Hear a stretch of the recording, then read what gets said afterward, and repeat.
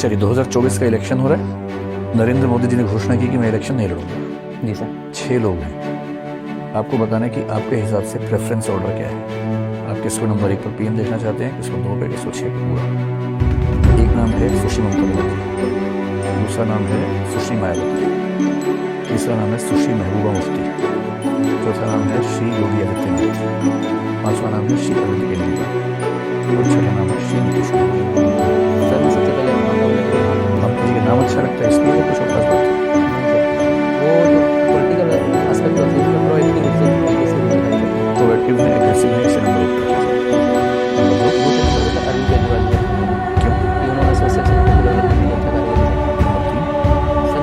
Number 3 पर नीतीश कुमार जी पर sir, कारण कि उन्होंने जैसे बिहार स्टेट है उसमें सोशल डेवलपमेंट और इकोनॉमिक डेवलपमेंट है उसके लिए कार्य किया। ठीक है गिरधारी जी, बहुत अच्छा लगा आपसे बात